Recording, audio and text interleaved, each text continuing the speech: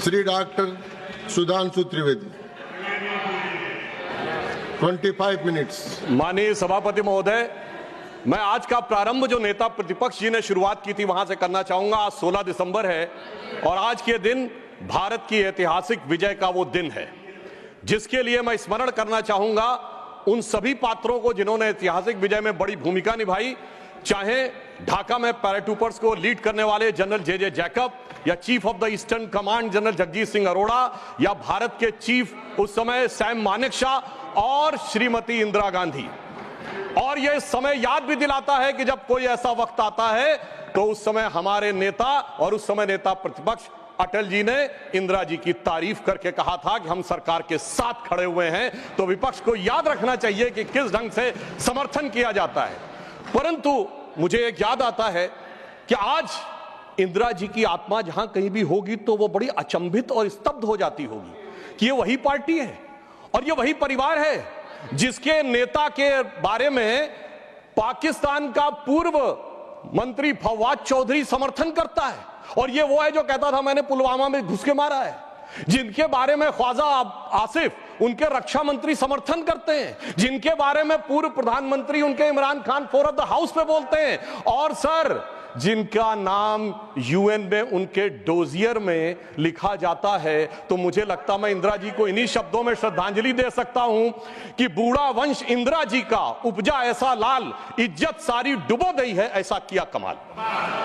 अब मैं आगे कहना चाहता हूं सर, मगर एक इस सदन में जब हम 75 वर्ष के ऊपर एकत्र हैं तो शायद 75 वर्ष के इतिहास का वो सबसे ऐतिहासिक मौका था। तो मैं ये कहना सर आपके लिए आगे सुनिए सर, आप अरे लीजिए आप सुनिए, मैं एक बताना चाहता हूं सर, एक महत्वपूर्ण बात थी, एक महत्वपूर्ण बात यह थी कि एक तरफ 7th फ्लीट भेजा गया था और चंद दिनों के अंदर अमेरिका ने मान्यता भी दे दी थी। हमने 93,000 प्रिजनर ऑफ वॉर छोड़े मगर पीओके में कुछ नहीं कर पाए। चलिए वो एक अलग बात है। हमारे 54 प्रिजनर ऑफ वॉर पाकिस्तान में थे, वो नहीं मिल पाए। ये मुझे आज तक आश्चर्य है कि 93,000 दे के 54 नहीं ले पाए।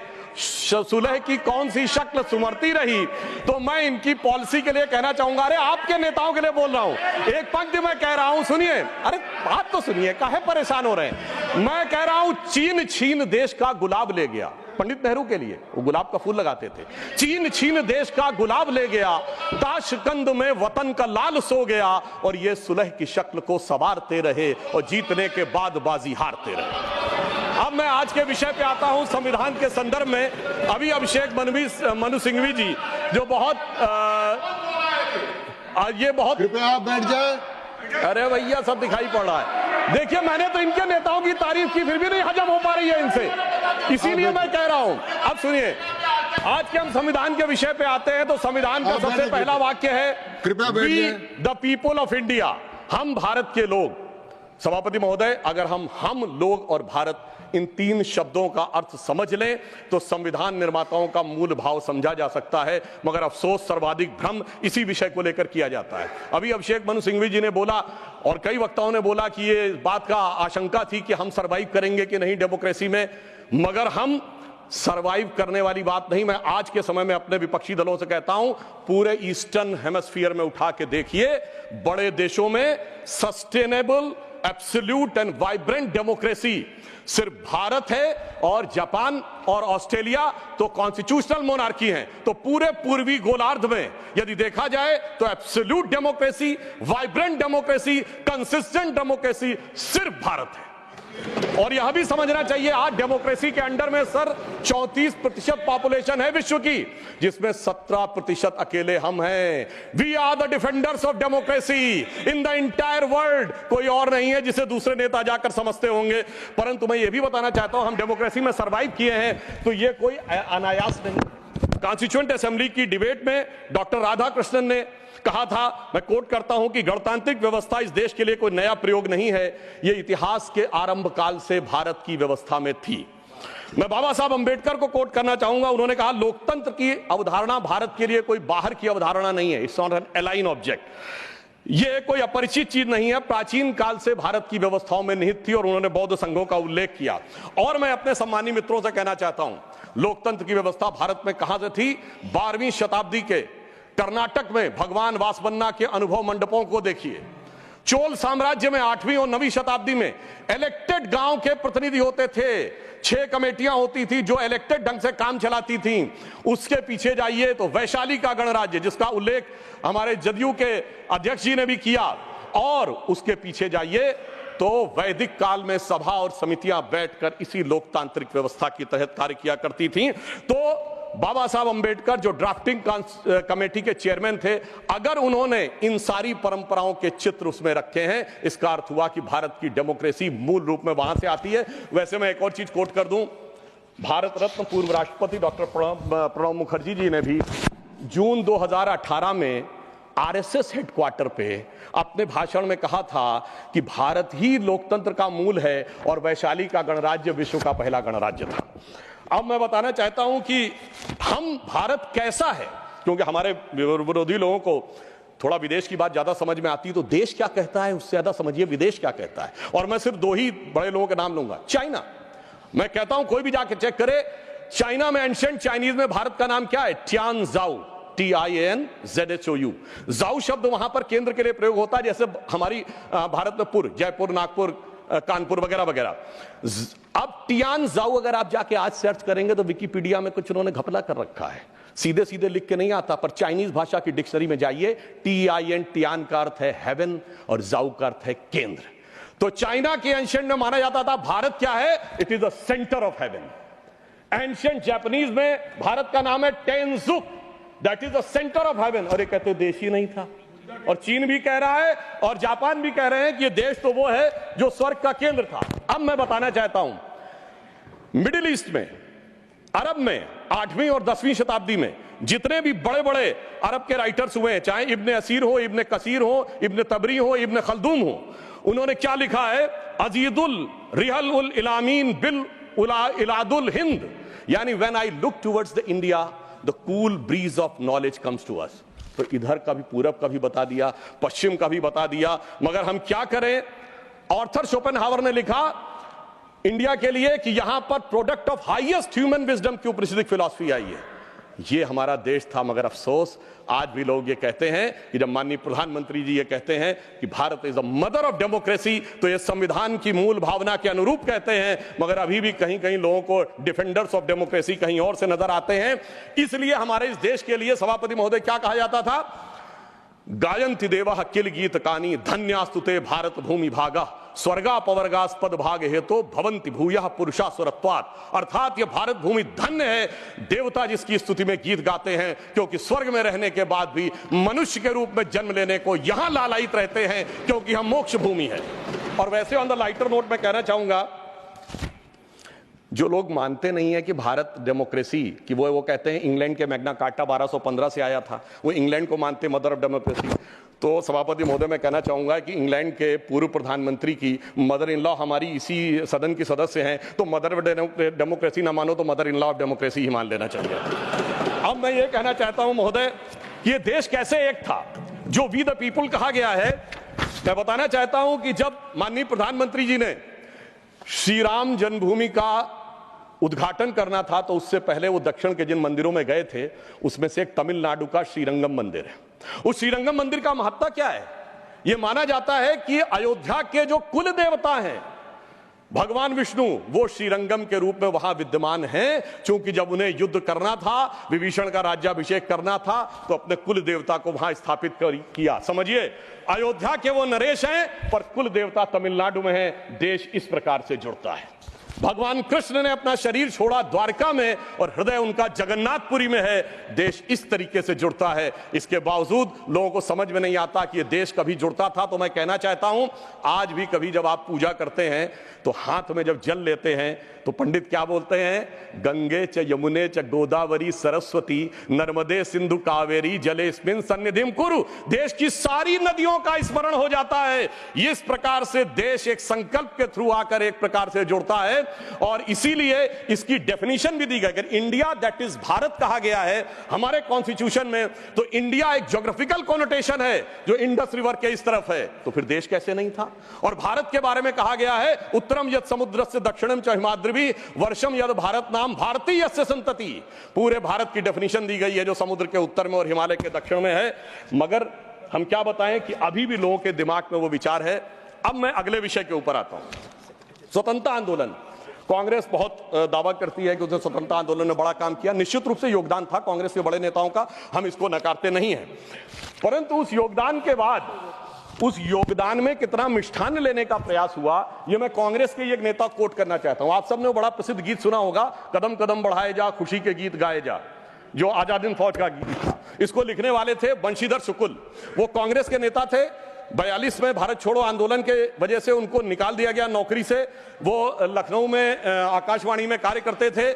मगर जब आजादी के बाद उन्होंने जो भ्रष्टाचार देखा, तो उन्हीं की पंक्ति में कोट करता हूं। क्यों, पहले कांग्रेस का एक चवन्नी हुआ करता था सदस्यता शुल्क, नारा होता था एक चवन्नी चांदी की जय बोलो महात्मा गांधी की। अब बंशीधर शुक्ल जी ने लिखा कि अब क्या होने लगा। उन्होंने कहा, कहां हूं बेड़िन की झनकार, कहां एक कुर्सी गद्देदार, कहां चवन्नी मांगे गुजर, कहां अब रिश्वत बेसुमार, हुईगा स्वतंत्र भारत हमार।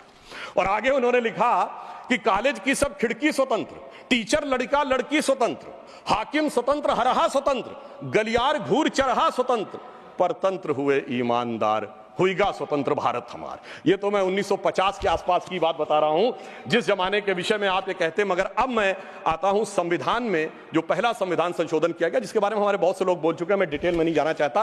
मैं सिर्फ ये बताना चाहता हूं, अभिव्यक्ति की स्वतंत्रता या फ्रीडम ऑफ स्पीच हमारी परंपरा में है।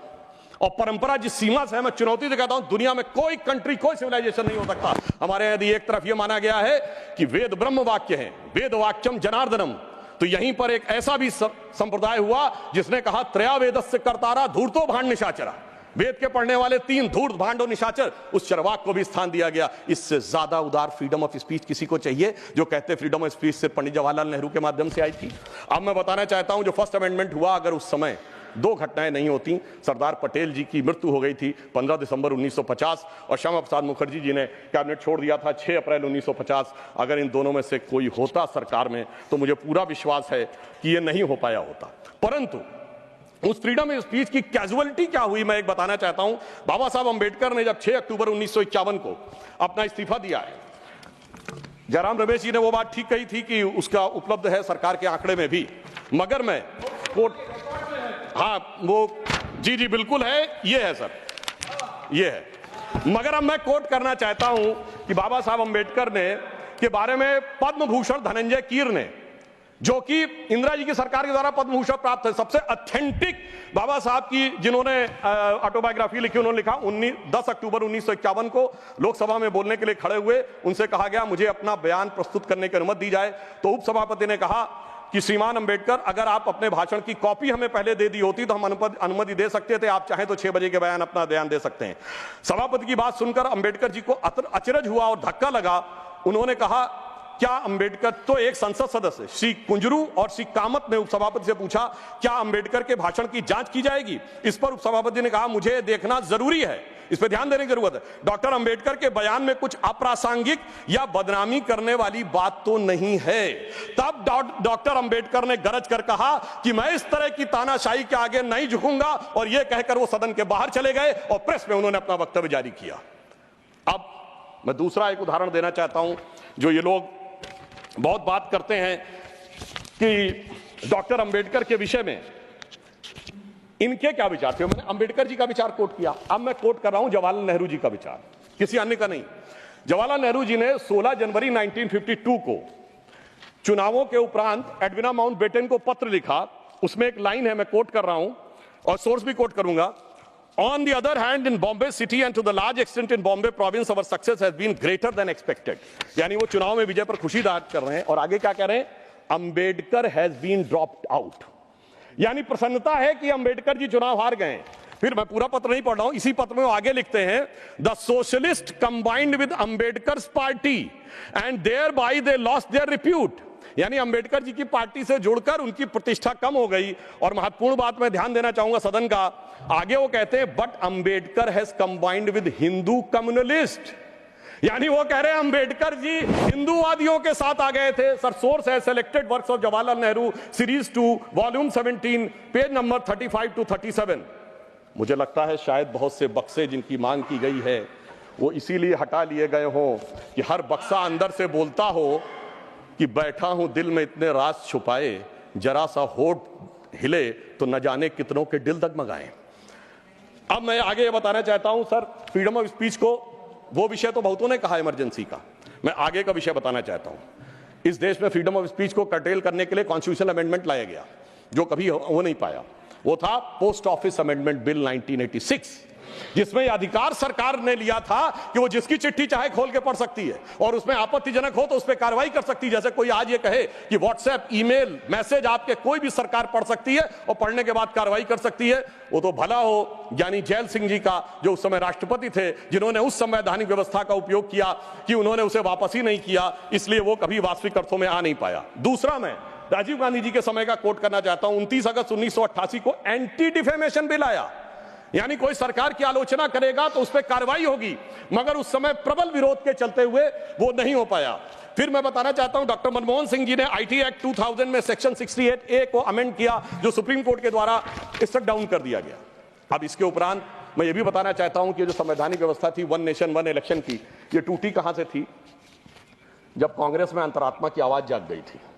67 तक सारे इलेक्शन एक साथ होते थे, फिर एक ऐसा विचित्र हुआ कि अंतरात्मा की आवाज जागी और उस पार्टी की प्रधानमंत्री इंदिरा जी ने अपने ही पार्टी कैंडिडेट नीलम संजीव रेड्डी जी को चुनाव हरवा दिया। मुझे लगता है ऐसा विचित्र संवैधानिक उदाहरण भारत के इतिहास में देखने को नहीं मिलेगा। और मैं कहना चाहता हूं सभापति महोदय, उसके बाद इतनी अंतरात्मा की आवाज जागी कि निजलिंगप्पा, कामराज चौधरी, चरण सिंह चंद्रशेखर, मोरारजी देसाई पार्टी छोड़ दिए, 77 में देवराज अरस और बाबू जगजीवन राम पार्टी छोड़ दिए, तो फिर 90 में अर्जुन सिंह और एनडी तिवारी जी छोड़ दिए, शरद पवार छोड़ दिए, और कांग्रेस इतनी हो गई कि मुझे बचपन में याद है, मैं अटल जी की एक स्पीच सुनने गया था, उन्होंने कहा था कांग्रेस की तो आज स्थिति यह है, इतनी कांग्रेस है कि Congress R, Congress S, Congress O, Congress U, Congress मैं, कांग्रेस तू, कांग्रेस आई, कांग्रेस गई। अब मैं एक विषय में लेना चाहूंगा, वो विषय है जो कि संविधान में सर्वाधिक दुरुपयोग किया गया, वो विषय है सेकुलर। संविधान सभा में जब यह डिबेट हुई 15 नवंबर 1948 को, तो यह प्रस्ताव केटी शाह जी ने रखा कि सेकुलर शब्द इंक्लूड किया जाना चाहिए, मगर यह बात आई कि अगर सेकुलर वर्ड होगा तो माइनॉरिटी नहीं हो सकता, माइनॉरिटी होगा तो सेकुलर नहीं हो सकता, क्योंकि रिलीजियस माइनॉरिटी थियोक्रेटिक स्टेट में होती है, सेकुलर स्टेट में नहीं होती है। मगर इसके बावजूद उस विषय को आगे रखा गया और डॉक्टर अंबेडकर ने क्या कहा, मैं सिर्फ कोट करता हूं, उन्होंने कहा, mister vice president sir, I regret that I can not accept the amendment proposed by professor K T Shah and my objections are stated briefly. और वो उन्होंने आगे जाकर इस प्रकार से रिकमेंडेशन किया, यानी बहुत साफ बात थी कि उन्होंने इस शब्द को रिजेक्ट किया। मगर डेमोक्रेसी के सबसे काले दौर में, जब सारा विपक्ष जेल में था, मानवाधिकार समाप्त हो चुके थे, तब संविधान की उद्देशिका, जिसे डॉक्टर साहब अंबेडकर ने कहा था संविधान की आत्मा, उसमें चेंज किया गया। और फिर महोदय सिर्फ इतना ही नहीं रहा, जब से वो वर्ड आया उसके बाद क्या हुआ? उसके बाद तो इस देश में क्या हुआ कि पर्सनल लॉ बोर्ड आ गया। उसके बाद क्या हुआ कि एक ऐसा समय आया कि जब सुप्रीम कोर्ट और शरिया में यह लगा कि मतभेद है, तो इस देश की संसद ने सर्वोच्च न्यायालय के निर्णय को रौंद कर शाहबानो केस में शरिया को सुप्रीम कोर्ट से ऊपर कर दिया। मैं विनम्रता से कहना चाहता हूं, दुनिया के किसी सेकुलर देश में ऐसा कोई एक उदाहरण बता दें तो मैं अपना बयान वापस लेने को तैयार हूं। फिर उसके बाद उपरांत महोदय इतना ही नहीं हुआ, फिर प्लेसेस ऑफ वर्शिप एक्ट आया। वो कहता है कि 15 अगस्त 1947 के बाद कोई चेंज नहीं होगा, ठीक है, मगर महोदय फिर वक्फ बोर्ड एक्ट आया जो यह कहता है कि कोई समय सीमा नहीं रहेगी। और सूरत नगर निगम पे दावा किस बात पे है कि मुगलों के जमाने में वो सराय थी। तिरुचिरापल्ली के तिरुचुनेरी मंदिर पे इस बात पे है कि अर्काट के नवाब ने दे दिया था। यानी 200 साल 300 साल पहले के सरकारों के वो फरमान जो कि सरकारें किस हिसाब से मानती थी। फिर कम्युनल वायलेंस बिल आया।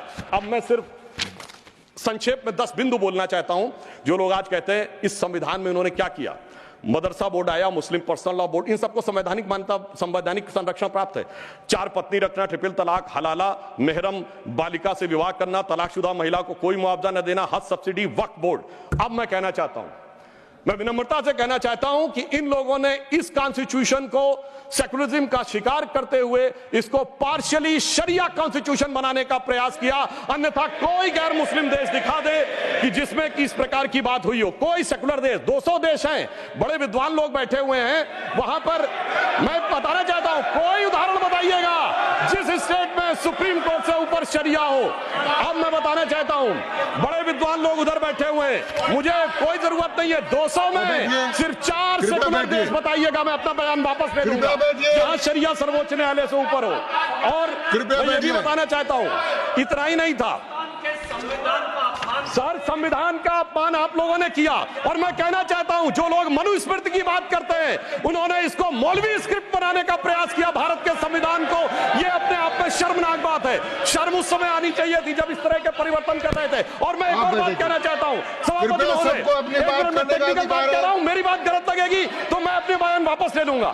सुनिए सर, वक्फ बोर्ड एक्ट में मुगलों के जमाने का फरमान को कॉन्स्टिट्यूशनल मान्यता प्राप्त है। यह वो संविधान था, वो सरकारें थी जिनमें जिम्मी का कॉन्सेप्ट था, जिसमें जजिया का कॉन्सेप्ट था, जहां के बादशाह गाजी की उपाधि लेते थे, सैकड़ों लोगों को मारकर। इवन अकबर ने भी गाजी की उपाधि दी है। यदि इस प्रकार की चीजों को तो मैं कहना चाहता हूं सर, मैं पूछना चाहता हूं, जिम्मी और जजिया के फरमानों को कॉन्स्टिट्यूशनल मान्यता देना क्या शरिया को संविधान में लागू करना नहीं है? इसीलिए मैं कहना चाहता हूं, सुधांशु त्रिवेदी जी के अलावा किसी का रिकॉर्ड में नहीं जाएगा। आज मामला, सभापति महोदय, आज मामला मनुस्मृति बनाम संविधान का नहीं है। संविधान के बाबा साहब की पहचान और संविधान के ऊपर शरिया के निशान की है। और इसीलिए मैं बिल्कुल ईमानदारी से कहना चाहता हूं कि इन लोगों को सुधांशु त्रिवेदी जी के अलावा किसी का रिकॉर्ड पर नहीं जाएगा। कृपया आप शांत रहें। मगर मैं यह भी बात स्पष्ट करना चाहता हूं, हम कोई मुस्लिम समाज के खिलाफ नहीं है, शांति से। अगर मुझे एक देश दिखा दीजिएगा जहां शरिया सर्वोच्च न्यायालय से ऊपर हो तब बात करिएगा। मैंने उदाहरण कोट किया। अब मैं बताना चाहता हूं महोदय, हम मुस्लिम समाज के खिलाफ नहीं है। आज ही उस्ताद जाकिर हुसैन का देहांत हुआ है, उन्हें पद्म भूषण दिया, अटल जी की सरकार ने पद्म विभूषण दिया, मोदी जी की सरकार ने 2023 में। मैं पूछना चाहता हूं, ये बताइए, आपको अब्दुल रहीम खान खाना, रस खान, मलिक मोहम्मद जायसी, अशफाक उल्लाह खान, वीर अब्दुल हमीद, डॉक्टर एपीजे अब्दुल कलाम क्यों नजर नहीं आते? आज हमारे गवर्नर आरिफ मोहम्मद खान साहब हैं। मैं चैलेंज करके कहता हूं कि पॉलिटिकल क्लास में कोई उनसे बड़ा आलिम फाजिल मुस्लिम हो जो बात करके दिखा दे, मगर ये उसे नहीं मानते। हमने डॉक्टर कलाम को राष्ट्रपति बनाया। आलम इस्लाम में बैतुल हिकमत के बाद से पिछले 700-800 सालों में उनसे बड़ा साइंसदान नहीं पैदा हुआ, पर उसको नहीं मानते। ये किसको मानते हैं? जाकिर नायक, इशरत जहां, याकूब मेनन, बुरहान वानी। इसकी वजह से सारी प्रॉब्लम है। यहां सोच कट्टरपंथी जहनियत की है। और मैं सभापति महोदय ये एक और फैक्ट कोट करना चाहता हूं। इन लोगों को बहुत वो लगता है, तो मैं फ्रीडम हाउस रिपोर्ट, वैसे फ्रीडम हाउस में बहुत से लोग इनके मित्र लोग भी हैं, उसका annual survey of political rights and civil liberties 1999-2000 वो कहता है कि दुनिया में धार्मिक मान्यता का लोकतंत्र से क्या रिश्ता है। तो वो पेज नंबर 10 और 11 पे लिखता है, there is a strong correlation between electoral democracy and Hinduism. वो कहता है कि जहां हिंदू धर्म है वहां पर ज्यादा डेमोक्रेसी, और उसमें Fiji, Guyana, Mauritius, Bharat, Nepal बहुतों को कोट किया है। और फिर उसने जो आगे कहा है वो इनको लगेगा, फिर उसने बुद्धिस्ट, व्हाट्सएप नहीं, मैंने कोट किया है रिपोर्ट के साथ, हवा में बात मत करिए। अब मैं आपको बताना चाहता हूं, और उन्होंने आगे एक और बात कही है। ब्रुकिंग्स ने अपनी रिपोर्ट में 2019 में मोदी जी के समय क्या लिखा है? India is a silver lining, even a gold lining of democracy, reported released in February 2019. सुनिए, व्हाट्सएप की बात करने वाले, February 2019 titled Democracy and Disorder and the Struggle for Influence on New Geopolitics, page number 31। अब मैं एक दो विषय का उत्तर देना चाहता हूं जो हमारे माननीय नेता प्रतिपक्ष जी ने कहा। उन्होंने कहा कि झंडे का विरोध करने की बात, हम तो ईमानदारी से कहना चाहते हैं कि हम कभी झंडे के विरोध में नहीं थे। झंडे में, अब सर पूरी बात सुनिए सर, मैं कोट कर रहा हूं, अब सर मैं कोट कर रहा हूं, अब सुनिए सर, मैं महात्मा गांधी को कोट कर रहा हूं, सुनिए सर, महात्मा गांधी कोट कर रहा हूं। महात्मा गांधी ने 6 अगस्त 1947 को कहा, अगर भारत के झंडे पर चरखा अंकित नहीं होगा तो इस झंडे का अभिवादन करने से मैं इनकार कर दूंगा। आप आप तो जानते ही हैं, भारत के राष्ट्रीय झंडे पर सबसे पहली परिकल्पना मैंने की थी। बिना चरखे के निशान के भारतीय झंडे की कल्पना नहीं है। वैसे पंडित नेहरू अन्य लोगों ने मुझे बताया है कि नए ध्वज में बना चक्र चिन्ह चरखे का प्रतीक है। कुछ लोग इसे सुदर्शन चक्र बताते हैं, मगर मैं समझता हूं क्या है सर। स्रोत है संपूर्ण गांधी वाङ्मय खंड 89 पृष्ठ 11। अब आप बताइए, आप कहेंगे कि महात्मा गांधी उनका विरोध कर रहे थे, इसलिए मैं कहना चाहता हूं महोदय, 2-3 मिनट में समाप्त कर दें। जी मैं समाप्त कर रहा हूं सर। एक बात और कहना चाहता हूं, अंगूठा कटवाने की बहुत बात कही गई। वैसे इतने अंगूठे कटे हैं पिछले 60-70 सालों में कि उन्हें एकलव्यों से पूछ लिया जाए तो समझ में आ जाएगा। मगर जो लोग बहुत ज्ञान बघाड़ते हैं, मैं उनसे पूछना चाहता हूं, किसी ने महाभारत में पढ़ा है क्या? ये मैकाले का ही थॉट पढ़े आ रहे हैं। मैं किसी के प्रति अपमान नहीं करना चाहता। 100 में 99 लोगों को यह नहीं पता कि वो किस चैप्टर में है। महाभारत के वन पर्व में है, जहां पर जब एकलव्य का वो पूरा विशेष नहीं जाता, जब द्रोणाचार्य उससे पूछते तुम अपना परिचय दो, तो कहता मैं मगध नरेश जरासंध के प्रधान सेनापति हिरण्यधनु का पुत्र Eklavya. He was the chief of the armed forces। माननीय सदस्यगण, आप ऐसे कहते हैं जैसे माननीय सदस्यगण, जो बचे हुए माननीय सदस्य बोलने वाले हैं उनको कल अवसर मिल सकेगा। आप कृपया 1-2 मिनट में समाप्त करें। जी हम समाप्त करते हैं। तो इसलिए मैं कहना चाहता हूं, जब अगर आप हकीकत में देखेंगे तो समझ में आएगा। और मैं आज प्रधानमंत्री जी को धन्यवाद देना चाहूंगा। महोदय, ये जरासंध की सेना वो थी जो उस समय भारत की सबसे शक्तिशाली सेना थी, जिसके लिए कृष्ण जी भी एक बार छोड़े थे तो रणछोड़ नाम पड़ा था। अगर ट्राइबल उसका चीफ था, यह भी तो पूरी बात बताओ। और आज 5000 साल के बाद जब महामहिम राष्ट्रपति ट्राइबल समाज से हैं, तो पहली बार तीनों सेनाओं का सर्वोच्च अध्यक्ष एक बार पुनः ट्राइबल हुआ है। तो मुझे लगता है भारत की परंपरा को सही ढंग से समझने का एक अवसर मिला है। इसलिए मैं कहना चाहता हूं सभापति महोदय, बस 1-2 लाइन में समाप्त करता हूं। अगर महाभारत ही पढ़ना है तो महर्षि वेदव्यास की दृष्टि से पढ़ो, विदुर की दृष्टि से पढ़ो, शकुनी की दृष्टि से पढ़ोगे, भाइयों को लड़ाने वाले शकुनी की दृष्टि से, तो यही नजर आएगा। मगर क्या बताएं सभापति महोदय, ये भाइयों में लड़ाने वाले शकुनी, भाइयों में लड़ाने वाले मंथरा की मनोवृत्ति इतनी व्याप्त हो गई है देश में कि आज इस देश को, और मैं एक पॉइंट और कहना चाहता हूं सर, कमिटेड जुडिशरी की तो बहुत बात की गई, पर इस देश में एक ऐसा उदाहरण भी हुआ है जब एक जज कांग्रेस का नेता रहने के बाद जज हो गया। सर 1962 से 68 तक जस्टिस बेहरुल इस्लाम राज्यसभा में कांग्रेस के सदस्य रहे। फिर 68 से 72 तक दोबारा सदस्य रहे। 72 में उन्होंने रिजाइन किया और जाकर बन गए गुवाहाटी हाईकोर्ट के जज। फिर वो वहां बने चीफ जस्टिस गुवाहाटी हाईकोर्ट में। उसके बाद महोदय उन्होंने रिजाइन किया और बरपेटा से कांग्रेस का टिकट मिला। अब वो टिकट इलेक्शन काउंटरमांड हो गया। 84 में फिर राज्यसभा के सदस्य बन गए। अरे भाई, इस्तीफे के बाद आप बहुत कहेंगे कि जो राज्यसभा में आए कांग्रेस के नेता सांसद रहने के बाद, और उन्हें सुप्रीम कोर्ट का जज 8 महीने के गैप के बाद बनाया गया। मुझे लगता संविधान का इससे बड़ा अपमान नहीं हो सकता था जो हमें देखने को मिला। और अंत में सभापति महोदय, मैं सिर्फ यह कहना चाहूंगा एक पंक्ति में कि भारत की लोगों के बारे में एक विचार करिए। कुंभ का मेला होने जा रहा है, जो दुनिया का सबसे बड़ा ऑर्गेनाइजेशन है, और ये किस साइंटिफिक आधार पे होता है? जुपिटर के 12 साल के सर्किल पे। अरे उन्हें तो 200-300 साल पहले जुपिटर के सर्किल का नहीं पता था, हम हजारों साल से आ रहे हैं। मगर क्या बताएं महोदय, जिनकी सोच ही देश के लिए अलग है। तो मैं अंत में कहना चाहूंगा, उनके लिए हम लोग कभी एक गीत गाते थे जब हमारी सरकार नहीं थी, उगा सूर्य कैसा कहो मुक्ति का ये, उजाला करोड़ों घरों में न पहुंचा।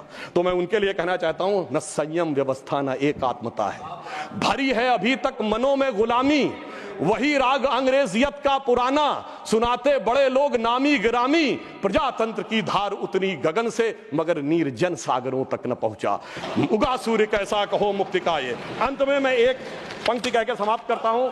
सर, इन्होंने जितना भी विभाजन क्रिएट करने का प्रयास करें, पर हम उस सिद्धांत को मानते हैं कि जाति, वर्ग और प्रांत भेद के भ्रम को दूर भगाता है।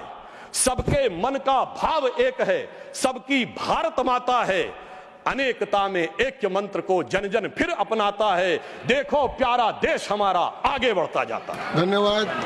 The house stands adjourned to meet at 11 AM on Tuesday, the 17th December 2024। धन्यवाद।